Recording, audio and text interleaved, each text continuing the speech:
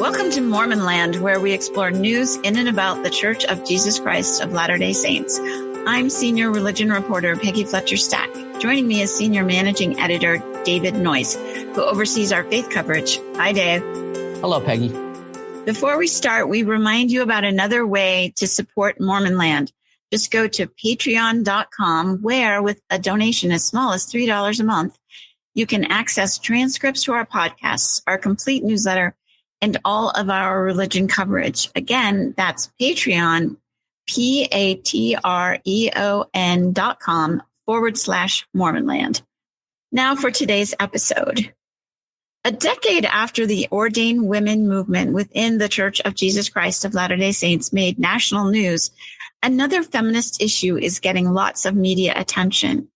During a March 17th meeting to celebrate the creation of the Faith's Relief Society, Anette Dennis, first counselor in the Faith's Global Women's Organization, declared that, quote, "There is no other religious organization in the world that I know of that has so broadly given power and authority to women."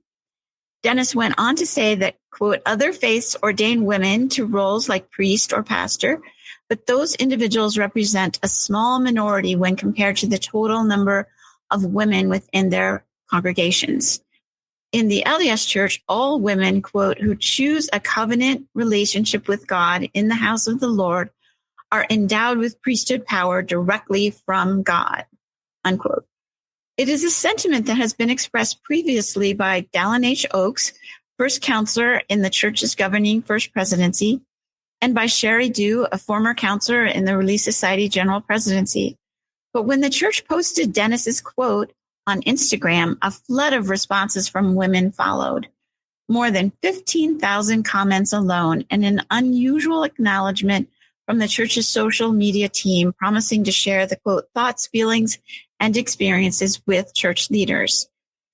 Here to discuss the speech, the response, and the role of women in the global faith of 17 million members are Julie D. Azevedo Hanks, a Latter-day Saint therapist in Utah, and Amy Watkins Jensen, a Latter-day Saint middle school humanities teacher in Oakland, California, who created the Women on the Stand letter writing campaign in the wake of women leaders being removed from the stand at worship services in the Bay Area. Amy and Julie, welcome. Thank you. Great to be here. Okay, to both of you, maybe we start with Julie first. What did you think of the women's meeting overall? Overall, I thought it was good. This talk stood out to me. I was grateful that the majority of speakers were women. So that was a positive. I wish that it was all women. And this talk in particular stood out, and I'm sure we'll get to why. But, I enjoyed it and also had some concerns about what was said about women in priesthood. Amy, do you have thoughts? Yeah, I also enjoyed it. I was glad that it was happening. I think that it's great anytime that we are highlighting the women in the positions that they're in the general presidencies. And I love hearing from them. So having those opportunities is rare. So I was glad to have that opportunity. And I was also glad that we were encouraged to meet together as sisters locally. That was really, to me, promoting community like that was really great. Yeah, it's been a while since there was a women's meeting, that used to be associated with General Conference. Okay, so let's just dive into Sister Dennis's statement. In particular, let's start with there's no other religious organization in the world that I know of that has so broadly given power and authority to women. Amy, what did you think about that? So, what did I think about that? So, I think it's problematic in some ways just because it's hard to make statements like that are so broad, and understanding that there's going to be a lot of different experiences that people have with other faiths, particularly. I'm a part of an interfaith women's group, and I know how much women work in churches, just sort of flat, right? I mean, that is just a true statement that women work in their faith organizations and do it with certain amounts of power, varying different amounts of power. So yeah, I mean, I think that it's kind of a hard statement to be able to really grasp, because it's so encompassing. And Julie? Yeah, well, it is technically true if you consider the endowment, priesthood, power, and authority. It's technically true. It's available to any woman in the church. And so that it's technically true. But what I was thinking about is that the gatekeepers of that process are all men. You go to a man for a temple recommend. You go, men perform the ordinances primarily in the temple. And so I think we need to clarify what priesthood, power, and authority are we talking about? And what does that actually mean? And what can I do with that? Because I think what can we do with that is the problem. I think a lot of women feel like, yeah, I have, God uses me in my life. I have power from God. But what can I do with it in the structure of the church? Not a lot. And I think that's where this discussion really blew up, because it doesn't resonate with women's lived experience in the church. Julie, I'll start with you. That's sort of what I want to drill down on a little bit more. Why do you think so many women responded to this particular statement, which largely echoes previous ones from other church leaders?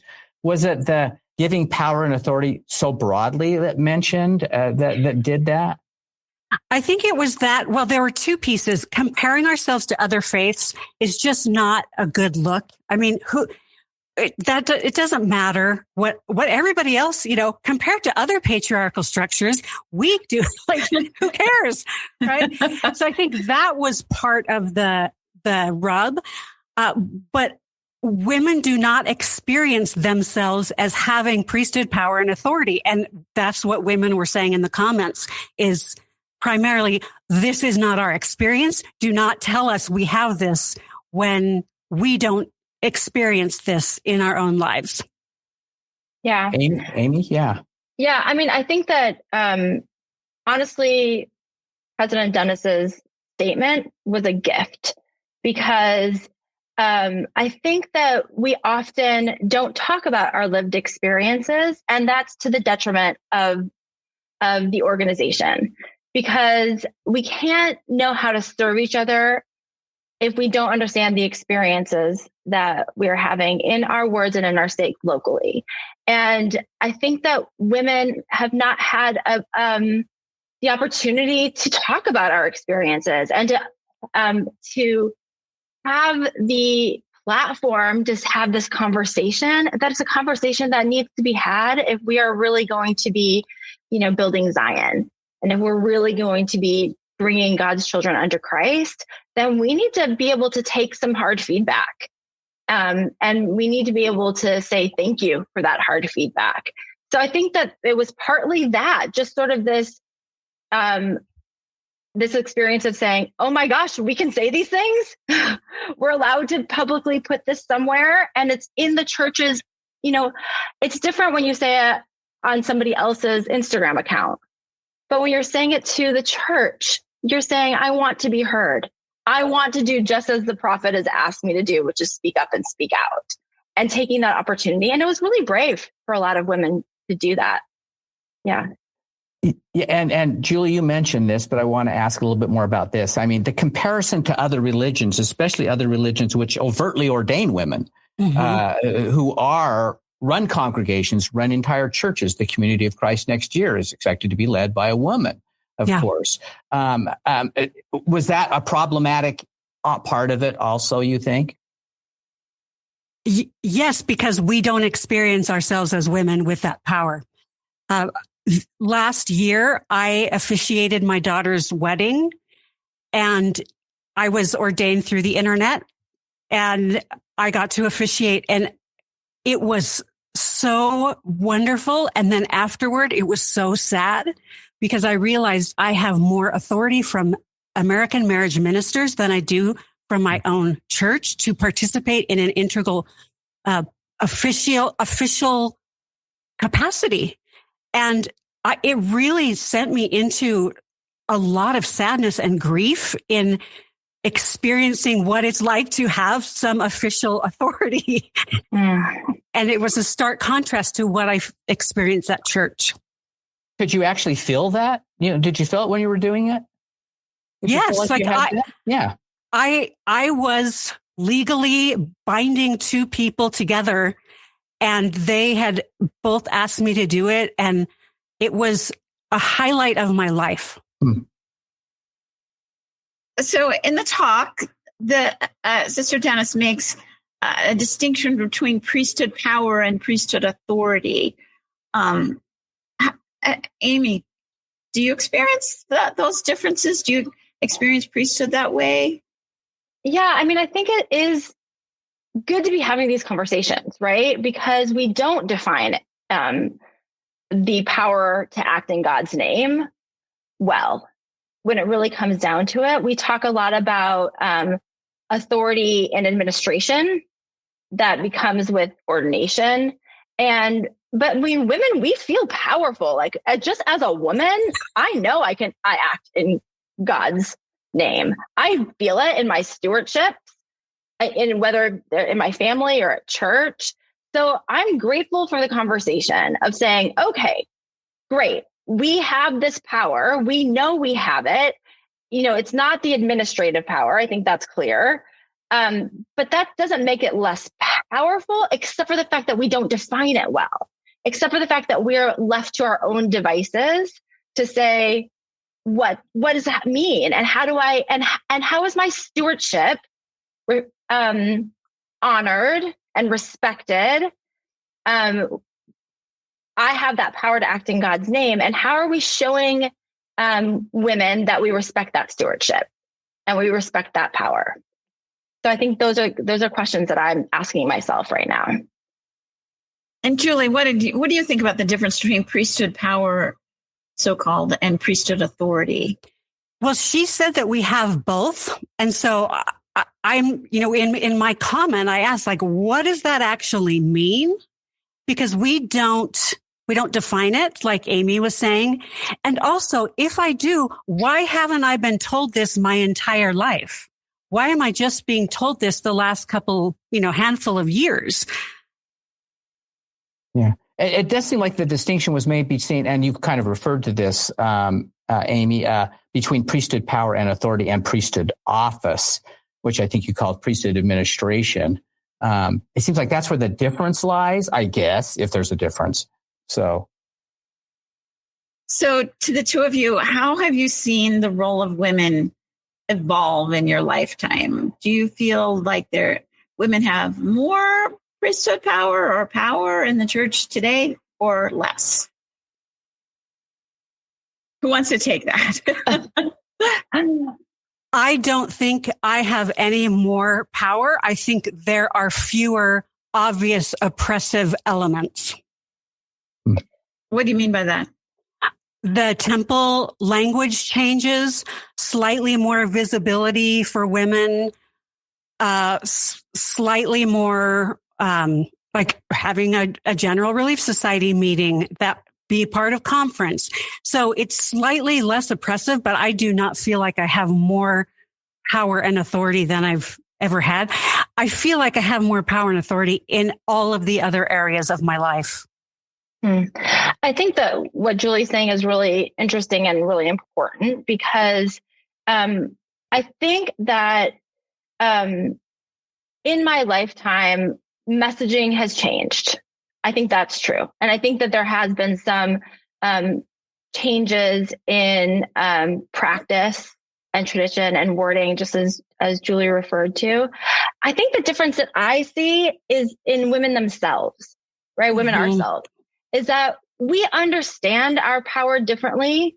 I can say it for myself, that I understand what priesthood power is for myself differently than I did when I was in my 20s or when I was a missionary or, even when the first calling I had after I had my first baby or being a mother, like all of these things along with the greater culture, we understand ourselves better and we understand our roles better. And we understand that our roles are not prescriptive in the ways that maybe we were taught. And I think we have this, we have so much to give and we love the church enough to offer it. And I think that the practices could be, we need to be looking at our practices to see how we can meet this love that we're offering. How do we meet that? How do we meet this understanding that women have, and what we're experiencing outside of the church is, if it's so different than inside the church, well, we should be looking at that. Like, that's about practices. That's not about doctrine. So, Amy, I'll start with you. What did you think of the church's response that was posted on Instagram that we've heard you and we're going to pass these along? Do you have, what would you like to see happen with that? Well, first of all, I can never remember a time the church said that. I think that there's something about this moment that I think is powerful. I think acknowledging it's really important to acknowledge, right? Saying, we see that you are saying things is important. So I'm glad that they put that statement out. What do I hope happens? I hope that the churches will receive the gift that's been given to them, right? To them, us. We are saints. This is our church. We have been given a gift. And so I hope that it's received that way, with the love that is being offered, and that we can take an examination of those things so we can better know how to love each other and serve each other. Julie, what did you think? I am glad they responded, and I was there was a comment. It said, we will share with church leaders who follow these issues, as if women's welfare is like a side issue in the church. So that felt really diminishing. It's like saying, men's well-being is, it meant people who follow men's well-being, we'll share it with them. Like it just felt so, it wasn't like we will share this with all church leaders because they're all caring about the pain of women. It just felt like, this little subcommittee over here, and we're talking someone about assigned the to church. this. This is their portfolio. Yeah. So I thought the response was brave, and I actually want to commend the church for allowing the comments to continue. I was actually shocked that night, and the next day I was like, oh my gosh, people are still posting. They haven't shut it down yet. Good for them.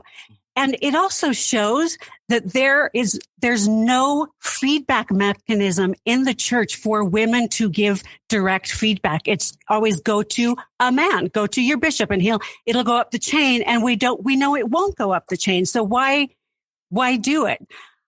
So I think this shows women need a feedback mechanism to give input about our experiences, because it's currently not happening. And so kudos to the church for allowing the discussion to happen. Julie, as a Latter-day Saint therapist, what do you tell women maybe you may be seeing about their role in the church if it comes up in your sessions generally, if it does? Well, I don't tell them anything about their role, because I only they bring up what their issues are, right? We process what they believe their role is, and if that is mentally healthy for them, or if an expanded view of that would be helpful. So I only work with what my clients bring in. Mm-hmm. But if they bring in feeling confined by roles in the church, then I would help them think about how can we expand this so you have better mental health. Does it come up, maybe even not directly, yes. or at least it does? Okay. Oh, every Latter-day Saint or post Latter-day Saint client or clients who are leaving, the church and women's place in it is a huge theme. So, Amy, can you tell our listeners a little bit about Women on the Stand issue? And because the New York Times article mentioned it, it's been talked about as part of the whole problem with women in the church? Yeah. So in my area, and so my stake and a couple of other stakes, we had a long held practice of having women in leadership on the stand during conferences, state conference and ward conferences. So all three women presidents in the stake. And then some wards, many of the wards had the practice of having one of the women on the stake, on the ward council on the stand as well. And it brought a lot of blessings to the whole body of saints. I don't believe this is a women's issue. I believe that this is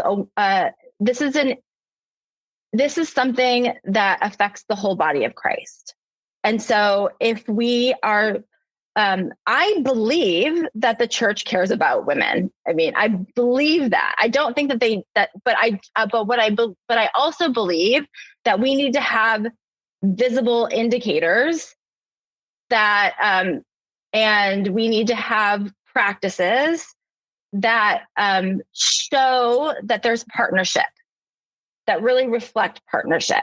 And sometimes what happens is that we say to women, get on those councils and speak up and speak out, and we really need you.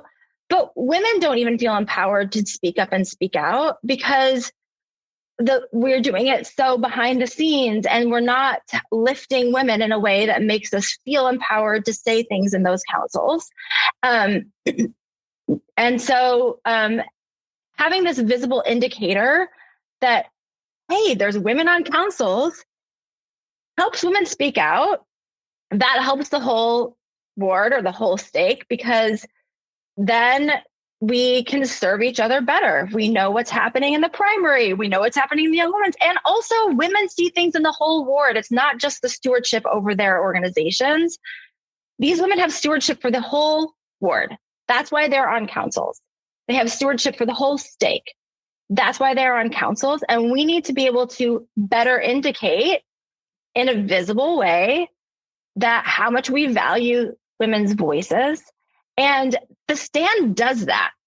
The stand is really just sort of a very sort of elegant way of using this symbol that we already have.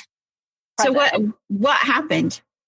So, sorry, I did not tell you what happened. I know what happened, and I've been saying it so many times. I feel like I've been shouting it from the rooftops that everybody must know. Yeah, we've written about this, but go ahead. Yeah. Our area president didn't, in his own words, he didn't think that was handbook approved, even though other authorities have come over the years and seen it happening in many places. And it still happens in other places currently, right now. Women are sitting on the stand because they've been asked to by their priesthood authority. It's never been women saying, may I please sit on the stand? Because I would love to sit on the stand. Sometimes I would have loved to trade places with my husband on the stand and he could deal with the kids and the Cheerios, but it's not because of that. It's because our priesthood leaders have asked us to, because they thought it would be benefit to the whole ward and stake. So what happened is Elder Bragg didn't think that was what should happen, and reviewed the handbook and with his presidency, and then reminded, in his words, all of the area 70s to kind of go out into the areas and say, hey, only the people mentioned in the handbook should be on the stand. So that effectively took all the women off the stand. And it's currently being looked at in the Priesthood and Family Council. And there has not been like this, like I said, you cannot be on the stand. That has not happened, because they've let women stay on the stand in other places. And some places were off the stand, some places were on the stand.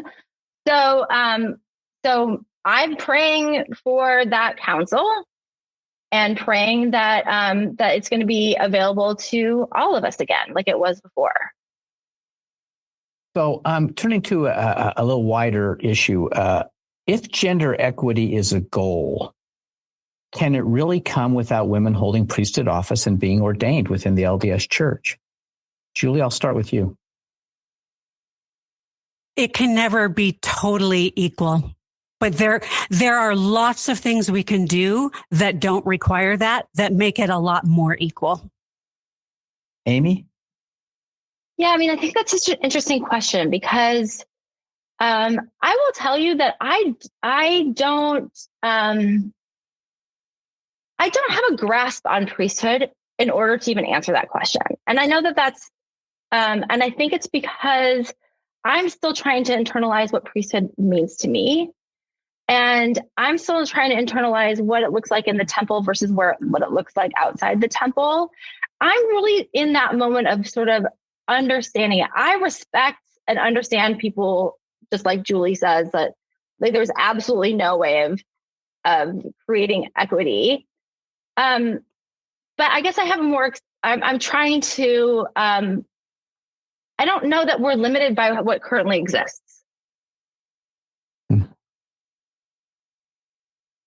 I have another thought about that. If women are ordained to the priesthood, it's still it's a priesthood. I would like something more to be restored that is about women's power and authority. That's not borrowing the men's. That would be my ideal. Request.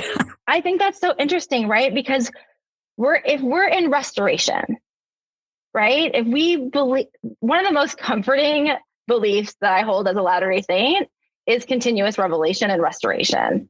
And so I always hesitate to put like what exists now as a limit to what could exist in the future.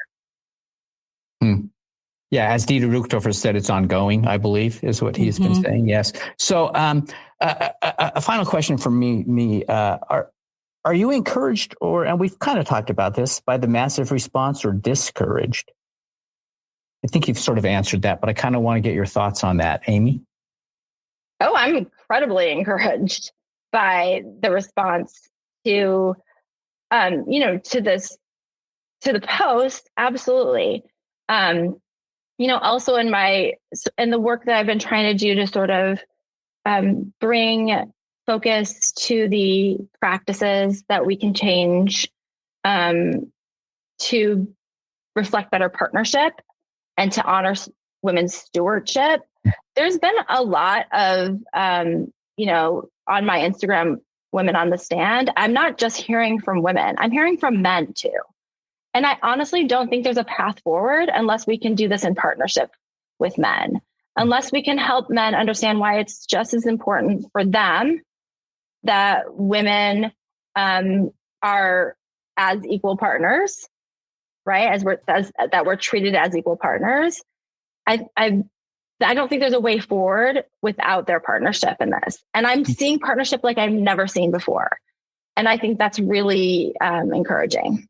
Julie, I'm going to add a caveat to the question. Yeah. What if, quote, nothing comes of it?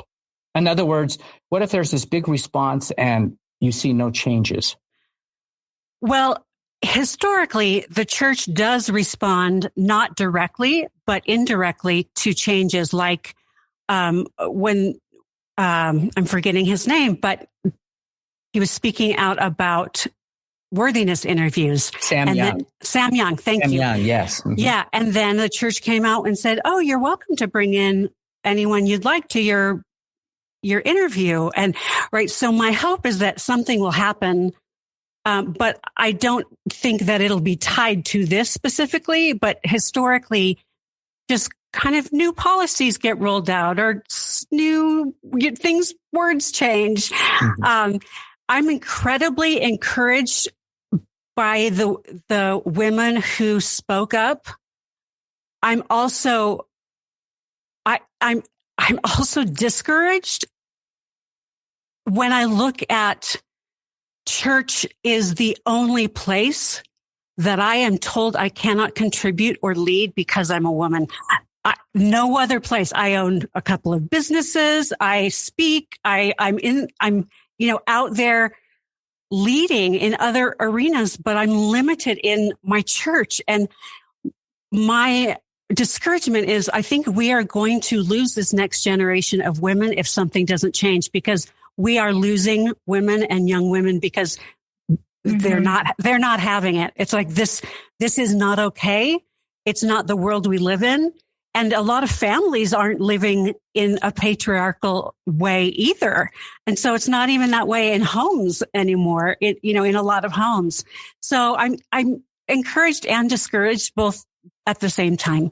That does seem to be a fear, is using young women who expect this. They expect to have equality. They expect to have, equal treatment, and, because that's all they've known in other places, right? Right. Not that there still aren't problems in other places, because we all know there certainly are. But right. But nobody overtly says, no, you can't do that because you're a girl. Right. Yeah. I think that it's just, sorry to interrupt, but I do feel like talking about young women is really important in this, because we need to model what we believe, and we've been telling them what we believe, and we need to model what we believe for them. And one of the things that is the most tragic to me is I have 3 daughters. I work with the Young Women's Organization right now in my own stake. I have worked with the young women my entire church life almost. And we are good at teaching them. We are really good at teaching them their worth. And I really want to be just as good at showing them their worth. Amen. Okay, so one last summing up. Both of you already spoken to this a little bit, but what are your hopes for Latter-day Saint women in the future? What's your fantasy? My fantasy is partnership, men and women working side by side, just like we do in the home. There was a beautiful example of this in my stake conference last Sunday. The stake presidency and their partners sat on the stand together. All of them spoke and had equal time.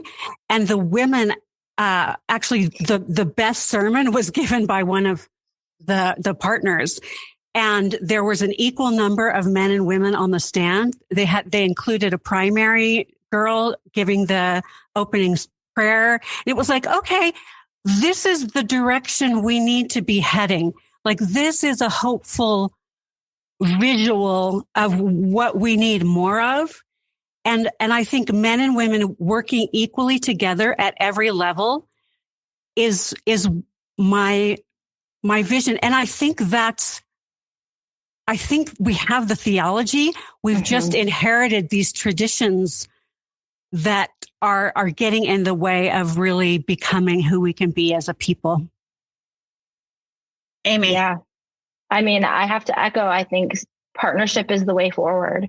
I really do think that. I really think that our theology asks that of us, and that we are leaving power on the table that we don't need to leave on the table by not having women at every table, and by not encouraging women's voices in every part of the structure of the church.